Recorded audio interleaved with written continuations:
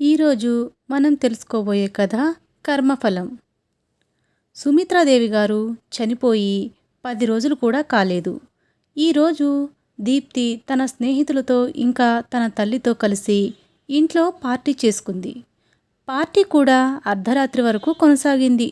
తినడం, తాగడం, ఎవరి పనిలో వాళ్ళు అర్ధరాత్రి వరకు బిజీగా ఉన్నారు.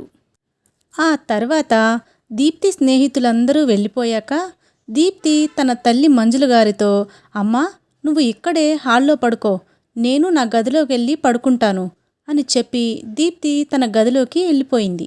మంజుల గారు హాల్లో పడుకోకుండా సుమిత్రాదేవి గారి గదిలోకి వెళ్ళి పడుకున్నారు.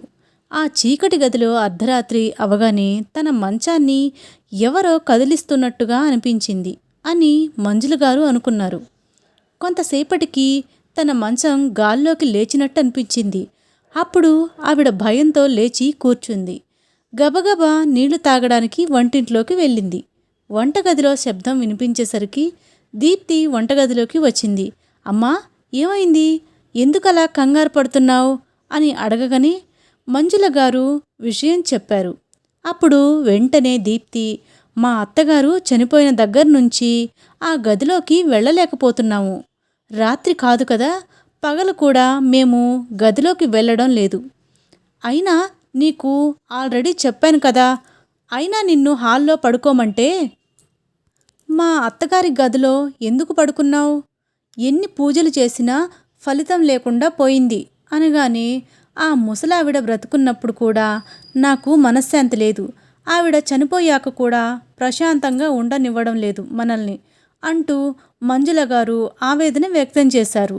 మీ అత్తగారు చనిపోయాక కూడా తీరని కోరికలతో తిరుగుతున్నట్టుంది. సరే, నా మాట విను. అలాంటి దయ్యాలను తరిమి కొట్టడంలో నిష్ణాతుడైన ఒక తాంత్రికుడు నాకు తెలుసు. ఎలాంటి ఆత్మలనైనా ఆయన ఇట్టే వశం చేసేసుకుంటాడు.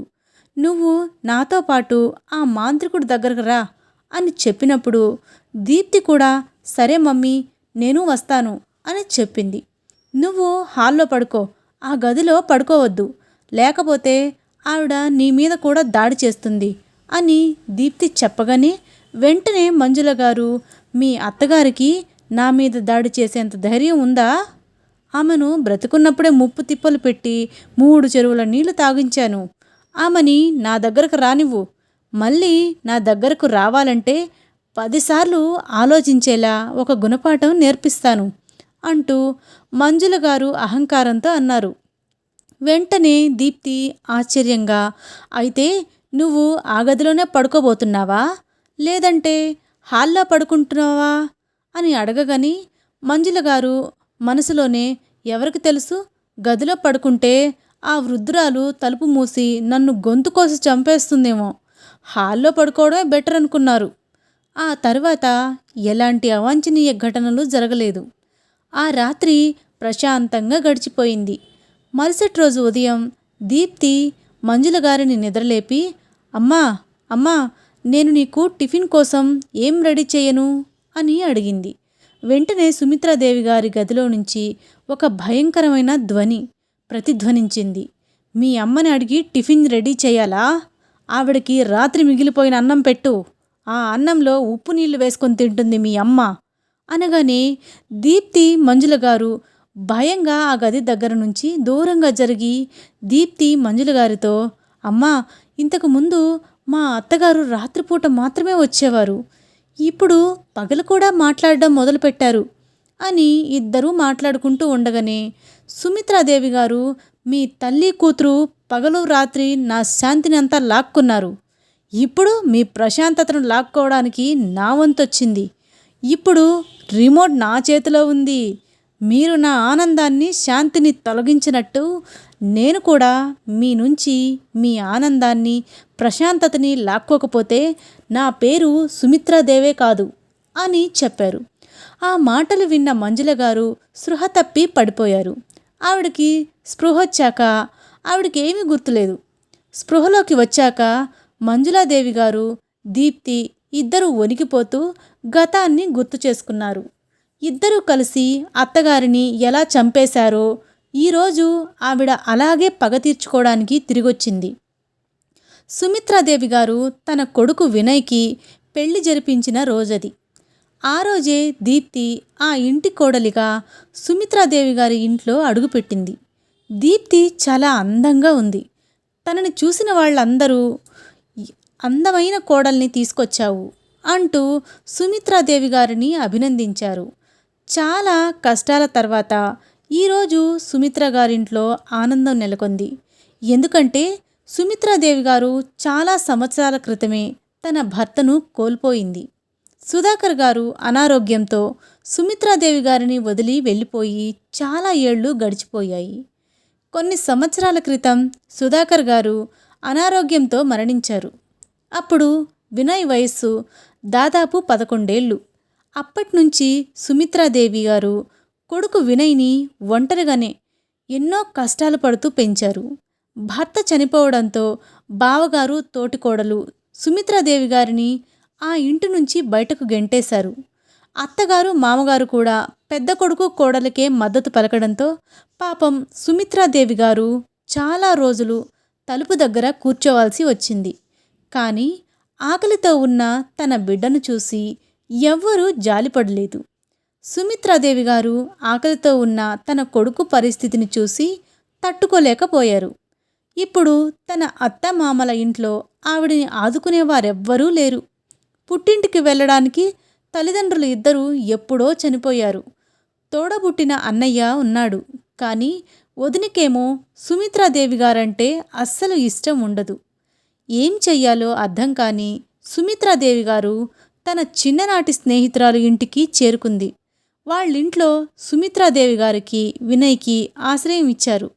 సుమిత్రాదేవి గారు డిగ్రీ చదువుకున్నారు. పెళ్లికి ముందు ఒక స్కూల్లో టీచర్ ఉద్యోగం కూడా చేశారు. పెళ్లి తర్వాత సుధాకర్ గారు ఒక ప్రైవేటు కంపెనీలో ఉద్యోగం చేసేవారు. అత్తామామలకు కుటుంబ సభ్యులకు సుమిత్రాదేవి గారు ఉద్యోగం చేయడం ఇష్టం లేకపోవడంతో ఆవిడ పెళ్లి తర్వాత ఉద్యోగం మానేశారు.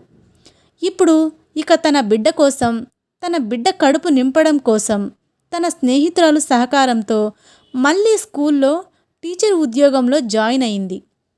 సుమిత్రాదేవి గారి స్నేహితురాలు ఆమెకి అడుగడుగునా అండగా నిలిచింది. వినయ్ కూడా తన తల్లి నిస్సహాయతను చూస్తూ పెరగడం వల్ల చాలా కష్టపడి చదువుకొని ప్రతి క్లాసులోనూ ఫస్ట్ రావడంతో సుమిత్రాదేవి గారు చాలా సంతోషించారు. మిగతా పిల్లల్లా కాకుండా అది కావాలి ఇది కావాలి అంటూ సుమిత్రాదేవి గారిని వేధించకుండా ఉన్న దాంట్లో సర్దుకొని బుద్ధిగా చదువుకునేవాడు. వినయ్ బాగా చదువుకొని డిగ్రీ కంప్లీట్ చేసి ఆర్మీ సెలక్షన్స్కి వెళ్ళాడు. ఎన్నో ఏళ్ళు కష్టపడిన తర్వాత తన కష్టానికి ప్రతిఫలం దక్కి ఆర్మీ సెలక్షన్లో సెలెక్ట్ అయ్యాడు.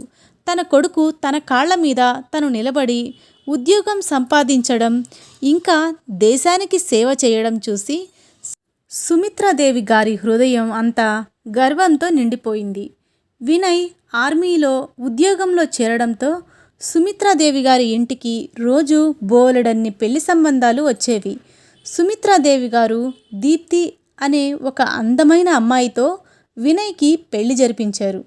పెళ్ళైన కొన్ని రోజులకే వినయ్ మళ్ళీ ఆర్మీకి వెళ్ళిపోయాడు. తన ఉద్యోగ బాధ్యతల కారణంగా ఎక్కువ రోజులు వినయ్ ఇంటికి దూరంగానే ఉండేవాడు. దీప్తి ఇంకా సుమిత్రాదేవి గారు మాత్రమే ఆ ఇంట్లో నివసించేవారు. మొదట్లో అంతా బాగానే ఉండేది. తర్వాత క్రమక్రమంగా సుమిత్రాదేవి గారి పట్ల దీప్తి వైఖరి చాలా కఠినంగా మారింది. ఎప్పుడూ సుమిత్రాదేవి గారిని తిడుతూనే ఉండేది. సుమిత్రాదేవి గారి మీద నోరు ఎత్తకుండా ఏ పని చేసేది కాదు. వినయ్ ఇప్పటికే ఆర్మీ బోర్డర్లో చాలా కష్టపడడం వల్ల సుమిత్రాదేవి గారు వినయ్కి ఆ విషయాలు ఏవీ చెప్పలేదు. పైగా ఇంట్లో సమస్యలన్నీ చెప్పి అత్తాకోడళ్ళ గొడవలన్నీ కొడుకు ముందు పెట్టి కొడుకుని ఇబ్బంది పెట్టకూడదు అని సుమిత్రాదేవి గారు అనుకున్నారు. అయితే దీప్తి అత్తగారు అలాంటి మంచితనాన్ని తను సద్వినియోగం చేసుకునేది. దీప్తి తన తల్లి మంజుల గారిని మాటిమాటికి తన ఇంటికి పిలుస్తూ ఉండేది. తల్లి కూతుర్లు ఇద్దరూ కలిసి సుమిత్రాదేవి గారిని హింసించేవారు. ఒకరోజు దీప్తి సుమిత్రాదేవి గారితో చెప్పింది, అత్తయ్య గారు, ఈరోజు ఇంట్లో వంట చెయ్యొద్దు. మా అమ్మ నేను తినడానికి బయటకు వెళ్తున్నాం అని చెప్పగానే సుమిత్రాదేవి గారు సరే అంటూ తలూపారు. దీప్తి తన గదిలోకి వెళ్ళిపోయిన తర్వాత సుమిత్రాదేవి గారు, సరే, నా ఒక్కదాని కోసమే కదా వంట చేసుకోవాల్సింది, అయితే నేను సింపుల్గా సాంబార్ రైస్ చేసేసుకుంటాను అనుకుంటూ కుక్కర్లో బియ్యం పప్పు అన్నీ కడిగి పెట్టడానికి వంటింట్లోకి వెళ్ళారు. వెంటనే దీప్తి వచ్చి, అత్తయ్య, ఏం చేస్తున్నారు? ఈరోజు వంట చెయ్యొద్దు అని నేను చెప్పాను కదా అనగానే సుమిత్రాదేవి గారు, మీరిద్దరూ బయటికి వెళ్తాను అని చెప్పారు కదా, అందుకే నా కోసం మాత్రమే సాంబార్ రైస్ చేసుకుంటున్నాను అని చెప్పగానే దీప్తి కోపంగా, ఒక్కరోజు తినకపోతే మీరు ఏమీ అయిపోరు కదా, మేమిద్దరం బయటికి వెళ్తున్నాం, మీకు మీ ఒక్కరి కోసమే వంట చేసుకోవాల్సిన అవసరం ఏంటి? గ్యాస్ రేటు ఎంతుందో తెలుసా? మీకోసం అనవసరంగా డబ్బులు ఖర్చు పెట్టడానికి ఇక్కడ డబ్బులేమీ చెట్లకు కాయడం లేదు, ఒక్క పూట తినకపోతే ఏం చావవులే అంటూ దీప్తి ఆమెతో చాలా కోపంగా మాట్లాడింది. మీరిద్దరూ తినడానికి బయటికెళ్తున్నారు, నాకు కూడా ఆకలిగా ఉంటుంది కదా, అప్పుడు నేనేం తింటాను? నా కొడుకు సంపాదననే కదా నేను తింటున్నాను, నా కోసం నువ్వేమీ కష్టపడి సంపాదించడం లేదు కదా, నేను ఖచ్చితంగా నా కోసం మాత్రమే వంట చేసుకుంటాను అంటూ సుమిత్రాదేవి గారు చెప్పారు. వెంటనే దీప్తి కోపంగా, నిన్న మిగిలిన చపాతీలు ఫ్రిడ్జ్లో ఉన్నాయి, అవి తినండి, అంతే తప్ప ఇప్పుడు వంట చేయాల్సిన పని లేదు అని ఆర్డర్లు వేసి అక్కడి నుంచి వెళ్ళిపోయింది. పాపం సుమిత్రాదేవి గారు ఏం చేయగలరు? ఆ మిగిలిపోయిన చపాతీలు తిని ఇంటి పనులు చేయడం ప్రారంభించారు. తల్లి కూతురు ఇద్దరూ బయటికెళ్ళి శుభ్రంగా హోటల్లో తిని షాపింగ్ చేసుకొని కొన్ని గంటల తర్వాత తిరిగొచ్చి సోఫాలో కూర్చున్నారు. అప్పుడు మంజుల గారు సుమిత్రాదేవి గారిని పిలిచి, వదినగారు, దయచేసి నా కోసం కాస్త నిమ్మకాయ నీళ్లు సిద్ధం చేసి తీసుకొస్తారా? నాకు బస్సులో ఉన్నట్టు వాంతి వస్తున్నట్టుగా ఉంది అని చెప్పగానే దీప్తి, అమ్మా, నువ్వు కాస్త తక్కువ తిన్నట్లయితే ఏమయ్యేది? కడుపు పట్టనంత తినేశావు, ఇప్పుడేమో ఆపసోపాలు పడుతున్నావు అనగానే, నేను ఆ చికెన్ పీస్ తినకపోతే వృధా అయిపోయింది, అందుకే తినేశాను అని మంజుల గారు అన్నారు. వెంటనే దీప్తి నవ్వుతూ, ఎందుకు వృధా అయిపోయేది? ఆ చికెన్ పీస్ని పార్సిల్ చేయించుకొని తీసుకొస్తే మా అత్తయ్య గారు తినేవారు కదా, ఆవిడ తన జీవితంలో లెగ్ పీస్ తిందో లేదో ఎవరికి తెలుసు అంటూ నవ్వుతూ చెప్పగానే, ఏదేమైనా కూడా ఇంట్లో కూడా ఆవిడ మనం మిగిల్చిన ఆహారాన్నే తింటుంది అని మంజుల గారు అన్నారు. అప్పుడు తల్లి కూతురు ఇద్దరూ నవ్వుకోవడం ప్రారంభించారు. అప్పుడే సుమిత్రాదేవి గారు నిమ్మకాయ నీళ్లు తీసుకొని హాల్లోకి వచ్చారు. మంజుల గారు ఆ నిమ్మకాయ నీళ్లు తాగిన తర్వాత వాంతి చేసుకున్నారు. అప్పుడు దీప్తి సుమిత్రాదేవి గారిని తిడుతూ, నువ్వు నిమ్మకాయ నీళ్ళలో ఏదో కలిపేసినట్టున్నావు, అందుకే మా అమ్మ వాంతి చేసుకుంది, మీరే ఇదంతా శుభ్రం చెయ్యండి. మా అమ్మ మీద కోపంతో ఉడుకుమోత్తనంతో తన ఆరోగ్యం పాడయ్యేలా చేశారు మీరు అంటూ దీప్తి సుమిత్రాదేవి గారిని తిట్టింది. సుమిత్రాదేవి గారు మాత్రం అక్కడంతా శుభ్రం చేసి బయటకు వెళ్ళిపోయారు. మంజుల గారు కూతురింట్లోనే తిష్ట వేసుకొని కూర్చున్నారు. తల్లి కూతుర్లు ఇద్దరికీ సుమిత్రాదేవి గారిని ఇబ్బంది పెట్టడమే పనిగా మారిపోయింది. ఆవిడతో ఆర్డర్లు వేస్తూ ఇష్టం వచ్చిన వంటకాలన్నీ చేయించుకొని తినేవారు. వీళ్ళిద్దరూ తిన్న తర్వాత మిగిలిపోయిన ఆహారాన్ని సుమిత్రాదేవి గారినే తినమనేవారు. అలా రోజులు గడుస్తూ ఉండగా ఒకరోజు వినయ్ ఇంటికి వస్తున్నాడు అన్న సమాచారం అందింది. అప్పుడే మంజుల గారు దీప్తితో, అమ్మా, వినయ్ ఇంటికి వస్తే మీ అత్తగారు ఆయనతో అన్నీ చెప్పేస్తే మన పని అయిపోతుంది, వచ్చే వారం వినయ్ ఇంటికి వస్తున్నాడు అని చెప్తున్నావు కదా అని అన్నారు. వెంటనే దీప్తి, ఆవిడ చెప్పేదైతే ఇంతకు ముందే చెప్పేది, ఆవిడ కొడుకు దగ్గర నోరు విప్పదు, దానికి నేనే గ్యారెంటీ అంది. అప్పుడు మంజుల గారు, ఇంతకుముందు చెప్పలేదు, ఇప్పుడు చెప్తే ఏం చేద్దాం అనగానే దీప్తి ఆలోచనలో పడింది. వెంటనే మంజుల గారు, అలాంటి రిస్క్ తీసుకోవడం మంచిది కాదు, అల్లుడు గారితో ఈవిడ ఏదైనా చెప్పే ముందే ఆమెని చంపేయాలి, అప్పుడే మనకి ఎలాంటి ఇబ్బంది ఉండదు అంటూ మంజుల గారు నవ్వడం ప్రారంభించారు. వెంటనే దీప్తి, అమ్మా, ఇప్పుడు నన్నేం చేయమంటావు అంటూ ఆశ్చర్యంగా అడిగింది. ఇప్పట్నుంచి కొన్ని రోజులు మీ అత్తగారిని బాగా చూసుకుంటున్నట్టు నటించు. ఆవిడికి ఏం కావాలో అవన్నీ చేసిపెట్టు. ఆ తర్వాత మంచి సమయం చూసుకుని ఆవిడ తినే అన్నంలో నాటుమందు కలిపేసి మనిద్దరం మా ఇంటికి వెళ్ళిపోదాం. ఆవిడది తిన్నాక ఇక్కడే పడుంటుంది. హార్ట్అటాక్ వచ్చి చచ్చిపోయిందని ఏడుస్తూ ఇంటికి తిరిగొద్దాం. ఈ పీడ వదిలిపోతుంది. మనకు మనకు కూడా ప్రశాంతత దొరుకుతుంది. నా దగ్గర అలాంటి ఒక మందుంది. దాన్ని తిన్న తర్వాత 5 గంటలలో ఆ వ్యక్తి చనిపోతాడు. వాళ్ళ నోట్లో నుంచి నురగ కూడా రాదు. చూసిన వాళ్ళందరూ హార్ట్అటాక్ అని అనుకుంటారు అని మంజుల గారు చెప్పగానే దీప్తి, అమ్మా, అలా అయితే వినయ్ ఇంటికి వచ్చే రోజే ఇదంతా చేద్దాం అంది. ఆ రోజు నుంచి సుమిత్రాదేవి గారి విషయంలో తల్లి కూతుర్లు ఇద్దరూ ప్రవర్తన పూర్తిగా మారిపోయింది. సుమిత్రాదేవి గారికి అనుమానంగానే ఉన్నా వినయ్ ఇంటికి వస్తాడు అన్న వార్త తెలిసిన దగ్గర నుంచి ఆ తల్లి కూతుర్లు ఇద్దరూ ఇలా మారిపోయినట్టున్నారు. ఇది దాని ఎఫెక్ట్ అయి ఉండొచ్చు అని సైలెంట్గా వాళ్ళ డ్రామాని చూస్తూ ఉండిపోయారు. సాయంత్రానికి వినయ్ ఇంటికి వస్తాడు అనగా ఉదయం దీప్తి సుమిత్రాదేవి గారితో, అత్తయ్య గారు, నేను మీకోసం భోజనం సిద్ధం చేశాను. మీరు తినేయండి. నేను మా అమ్మని వాళ్ళ ఇంటి దగ్గర వదిలిపెట్టి వస్తాను. నేను సాయంత్రానికల్లా వచ్చేస్తాను అని చెప్పి సుమిత్రాదేవి గారు తినే భోజనంలో ఆ నాటుమందు కలిపి దీప్తి ఇంకా మంజుల గారు అక్కడి నుంచి వెళ్ళిపోయారు. చాలా కాలం తర్వాత ఇంటికి తిరిగి వస్తున్న వినయ్ ఈరోజు చాలా నెలల తర్వాత తన తల్లిని కలవబోతున్నాను అనే ఆనందంతో తల్లి కోసం సంతోషంగా చాలా బహుమతులు కొన్నాడు. దాంతోపాటు సుమిత్రాదేవి గారికి ఇష్టమైన స్వీట్స్ కూడా తీసుకున్నాడు. అవన్నీ కొనుక్కున్న తర్వాత ఇంటికి రావడానికి బయలుదేరాడు. ఇంటి బయట నుంచే అమ్మా, అమ్మా అని పిలుస్తూ ఇంట్లోకి అడుగుపెట్టాడు. అమ్మా, నువ్వెక్కడున్నావు, ఏం చేస్తున్నావు అంటూ వినయ్ అరుస్తూ, ఏం జరిగింది ఈరోజు? ఇంతకుముందు నేను వస్తున్నాను అని తెలిస్తే డోరు బయటే కళ్ళు కాయలు కాచేలా ఎదురు చూస్తూ నేను వచ్చే వరకు కూర్చునేది. ఈరోజు ఎంత పిలిచినా గదిలో నుంచి బయటకు రావడం లేదు, మాట్లాడడం లేదు. అమ్మకి నా మీద కోపంగా ఉందా ఏమిటి? అమ్మా, నన్ను క్షమించు. ఈసారి చాలా రోజులు ఆలస్యం చేశాను రావడానికి. నెక్స్ట్ టైం ఇంత ఆలస్యం చెయ్యను. తొందరగా వస్తాను. ఇప్పుడు నేను నీ కోసం ఏం తెచ్చానో చూడు అంటూ అరుస్తున్నాడు వినయ్. ఎంతసేపటికి తల్లి ఎక్కడా కనిపించకపోవడంతో ఆవిడ గొంతు వినిపించకపోవడంతో వినయ్ గుండె చప్పుడు పెరగడం మొదలైంది. లోపలికి పరిగెత్తుకుంటూ వెళ్ళినప్పుడు నేల మీద పడి ఉన్న సుమిత్రాదేవి గారిని చూసి వినయ్ కాళ్ల కింద భూమి జారిపోయింది. 2 చేతులతో తల్లిని పట్టుకొని అమ్మా, అమ్మా అంటూ లేపడానికి ప్రయత్నం చేస్తున్నాడు వినయ్. సుమిత్రాదేవి గారి శరీరం అంతా చల్లబడిపోయింది. వినయ్ తన తల్లి కోసం గట్టిగా ఏడవడం ప్రారంభించాడు.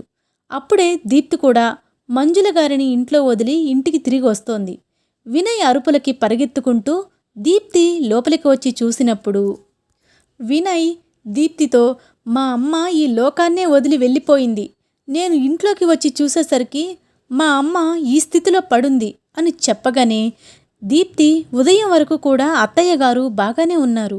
నేను ఉదయాన్నే మా అమ్మని వాళ్ళింట్లో వదిలిపెట్టడానికి వెళ్ళాను. అయ్యో దేవుడా, నేను ఆమెను ఒంటరిగా ఎందుకు వదిలేశాను? దయచేసి మా అత్తయ్యని తిరిగి ఇవ్వండి. నేను మీకు 100 కొబ్బరికాయలు కొడతాను అంటూ దీప్తి డ్రామా మొదలుపెట్టింది. సుమిత్రాదేవి గారికి అంత్యక్రియలు జరుగుతున్నప్పుడు వినయ్ సుమిత్రాదేవి గారి పాదాలు కదలడం చూసి షాక్ అయ్యాడు. అక్కడ శ్మశాన వాటికలో ఆడవాళ్లు రాకూడదు కాబట్టి దీప్తి గాని మంజుల గారు గాని అక్కడికి రాలేదు. వెంటనే వినయ్ సుమిత్రాదేవి గారిని అక్కడి నుంచి తప్పించాడు. వినయ్ తన తల్లిని ఆ పరిస్థితి చూసి చాలా బాధపడ్డాడు. చిన్నప్పటి నుంచి తండ్రి లేకపోయినా ఎంతో కష్టపడి పెంచిన తల్లికి ఇప్పుడు ఈ పరిస్థితి వచ్చింది అని వినయ్ చాలా బాధపడ్డాడు. సుమిత్రాదేవి గారికి హాస్పిటల్లో ట్రీట్మెంట్ జరుగుతోంది. ఆవిడ మీద జరిగిన విషప్రయోగం కారణంగా ఆవిడ ఎంతసేపటికి స్పృహలోకి రాలేదు. కానీ ఆవిడ బ్రతికే ఉంది అనే విషయం ఎవరికీ తెలియదు. అయితే ఇప్పుడు సుమిత్రాదేవి గారు చనిపోయారు అనే సంతోషంలో కూతురు ఇంట్లో సంతోషంగా జీవించడం ప్రారంభించారు. కొన్ని రోజుల తర్వాత మంజుల గారు ఇంటికి తిరిగి వచ్చింది. వినయ్ ఇంట్లోనే ఉన్నాడు. దీప్తి కూడా చాలా సంతోషంగా ఉంది.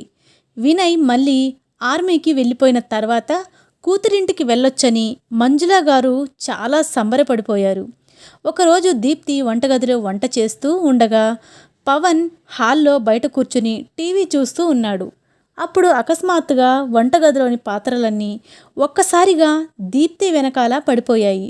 దీప్తి ఆశ్చర్యంతో వెనక్కి తిరిగి చూస్తే పాత్రలన్నీ సరిగ్గా సర్దకపోవడం వల్ల పడిపోయి ఉండొచ్చు అని భావించి మళ్ళీ వాటిని అన్నింటినీ అల్మరాలో పెట్టింది. ఆ తర్వాత వంట చేయడానికి వెనక్కి తిరిగిన వెంటనే పాత్రలన్నీ మళ్ళీ పడిపోయాయి. ఆ శబ్దానికి వినయ్ వంటగదిలోకొచ్చి, దీప్తి ఏం చేస్తున్నావు?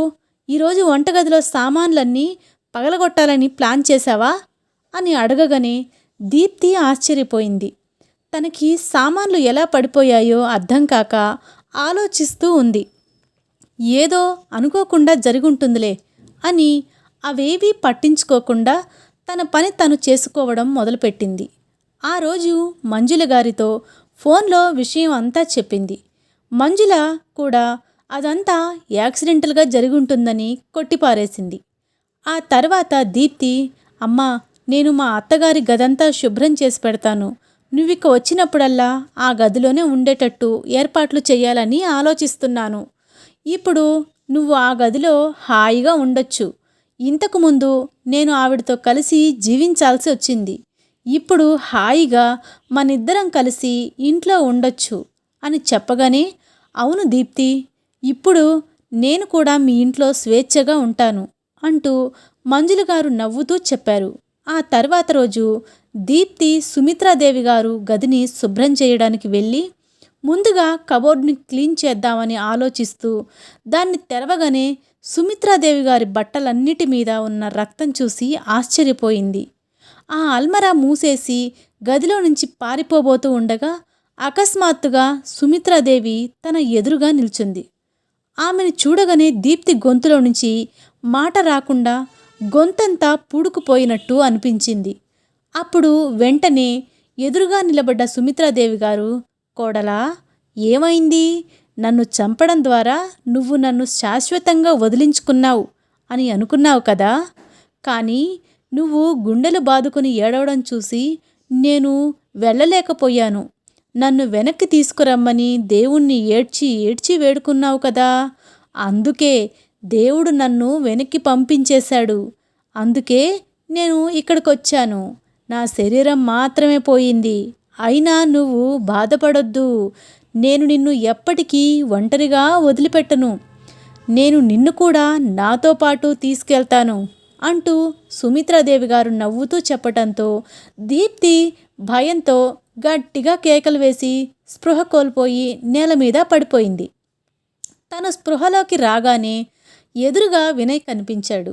ఆమె భయంతో లేచి వినయ్తో చెప్పింది, వినండి, మీ అమ్మ చనిపోలేదు. ఆమె తన గదిలోనే ఉంది. నేను ఆవిడని చూశాను అనగానే, దీప్తి, నువ్వు ఏం చెప్తున్నావు? ఒకసారి వెళ్ళిన వాళ్ళు తిరిగి రారు. నేనే నా చేతులతో స్వయంగా అంత్యక్రియలు జరిపించాను. ఆవిడ ఎలా తిరిగొస్తుంది? నువ్వేదో గందరగోళానికి గురైనట్టు ఉన్నావు అన్నాడు వినయ్. లేదు లేదు, నేను నిజమే చెప్తున్నాను. కావాలంటే నువ్వు వెళ్ళి అత్తయ్య గారు అల్మరా తెరిచి చూడు. ఆవిడ బట్టలన్నింటిలో రక్తం కనిపిస్తుంది అని దీప్తి అంది. వెంటనే వినయ్ వెళ్ళి సుమిత్రాదేవి గారి అల్మరా తెరిచి చూశాడు. కానీ అక్కడ రక్తం కనిపించలేదు. ఈ విషయం గురించి వినయ్ దీప్తితో మాట్లాడుతూ, చూడు దీప్తి, నువ్వే కంగారు పడ్డావు. ఇక్కడ రక్తం ఎక్కడుంది? చూడు, ఏమీ లేదు. నువ్వు రోజూ ఇలాగే భయపడుతున్నావు అని చెప్పగానే దీప్తి ఆశ్చర్యపోయింది. తను నిజంగా అక్కడ రక్తం చూసింది. దీప్తి కళ్ళు వెంటనే ఎర్రబడ్డాయి. ఎందుకంటే వినయ్ వెనకాలే సుమిత్రాదేవి గారు నిలుచుని ఉండడం దీప్తి చూసింది. దీప్తి అరుస్తూ ఆ గది నుంచి బయటకు పరిగెత్తి గది తలుపులు మూసేసింది. తను ఎన్ని పూజలు చేసినా సుమిత్రాదేవి గారు ఆ గదిలోనే ఉన్నట్టు దీప్తి అనుభూతి చెందుతూ ఉంది. మరికొన్ని రోజుల్లో వినయ్ సెలవులు కూడా అయిపోవడంతో తను మళ్ళీ తిరిగి వెళ్ళే రోజు రానే వచ్చింది. దీప్తి తన తల్లికి ఫోన్ చేసి చెప్పింది, అమ్మా, వినయ్ రేపు బయలుదేరుతున్నాడు. మా అత్తగారు నన్ను ఇప్పుడు వేరే విధంగా ఇబ్బంది పెడుతోంది. నేను వినయ్తో ఈ విషయం అంతా చెప్తే ఆయన నా భ్రమ అంటున్నారు. కాబట్టి నువ్వు ఇవాళ బయలుదేరిరా. నేను గనక ఇంట్లో ఒంటరిగా ఉంటే ఆవిడ నన్ను చంపేస్తుంది. మా అత్తగారు బ్రతుకుంటేనే బాగుండేది. కనీసం ఇంట్లో పనులన్నీ చేసేది అనగానే, మంజుల గారు, ఇదంతా నీ భ్రమ. మరణం తర్వాత ఎవరైనా తిరిగొస్తారా? సరే, నేను కాసేపట్లో వస్తాను. నిన్ను ఎవరు ఇబ్బంది పెడతారో నేను చూస్తాను అని చెప్పారు మంజుల గారు. వినయ్ వెళ్ళడానికి ఒక రోజు ముందే మంజుల గారు వచ్చారు. తర్వాత రోజు వినయ్ వెళ్ళిపోగానే తల్లి కూతుర్లు ఇద్దరు ఫ్రెండ్స్ అని పిలిచి ఆ రోజు ఇంట్లో పార్టీ చేసుకున్నారు.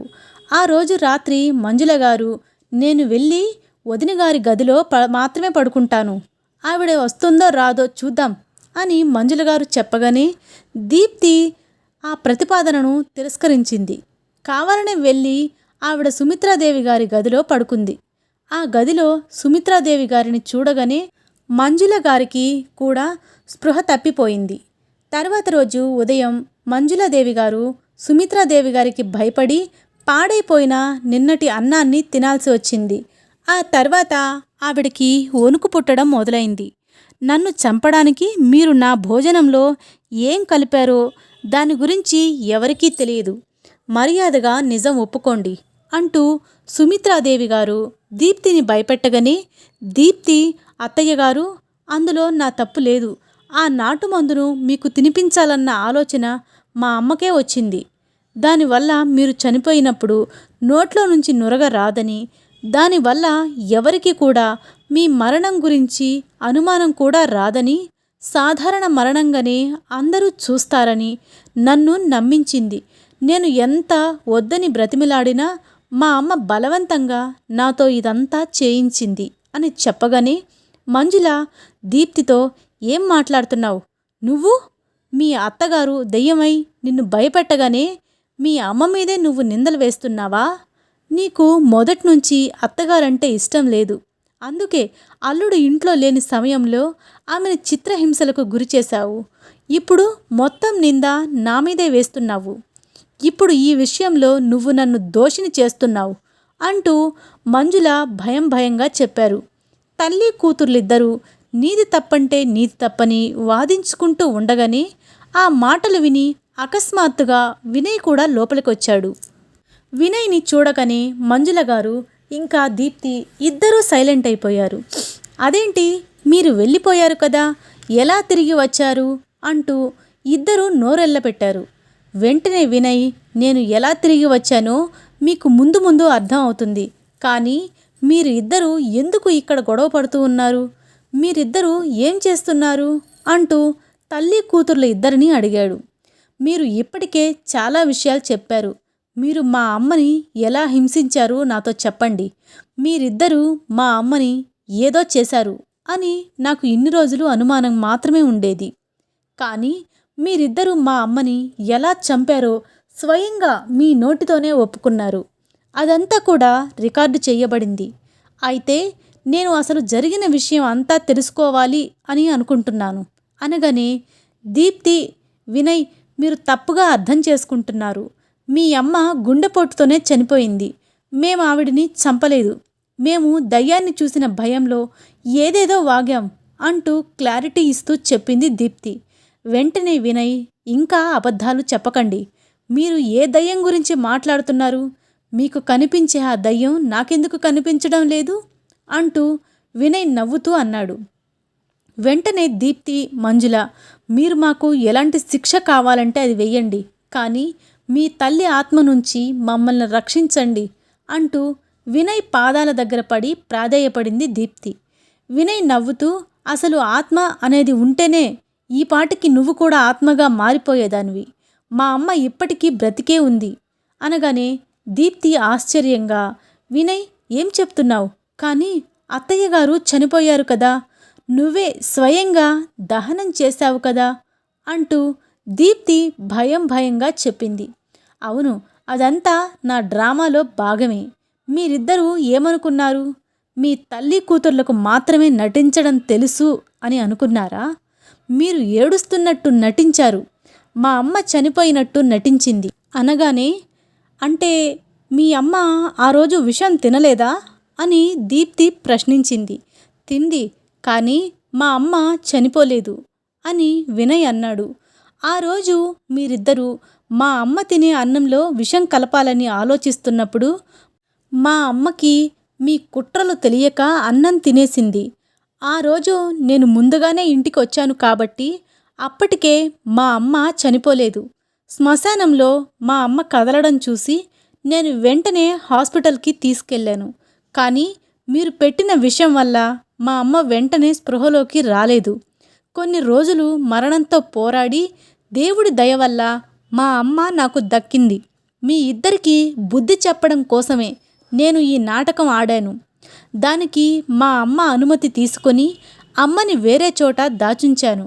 అయితే బట్టల్లో ఆ రక్తం, కిచెన్లో వంట పాత్రలన్నీ పడిపోవడం, అత్తయ్య గారు నా ఎదురుగా రావడం, ఆ తర్వాత హఠాత్తుగా కనిపించకుండా పోవడం, ఇదంతా ఏమిటి అనగానే, వినయ్, అదంతా నేనే చేశాను.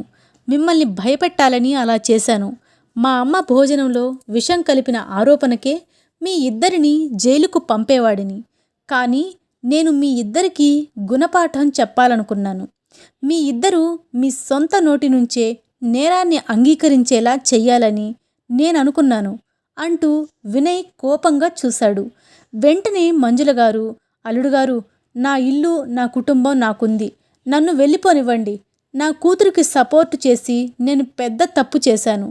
కానీ ఇంకెప్పుడు మళ్ళీ నేనిక్కడికి రానని మీకు వాగ్దానం చేస్తున్నాను అంటూ మంజుల గారు చేతులు జోడించి అల్లుడిని వేడుకుంది. వెంటనే వినయ్, ఓడ మునిగిపోయినప్పుడు ఎలుకలు ముందుగా దాన్నుంచి పారిపోతాయి.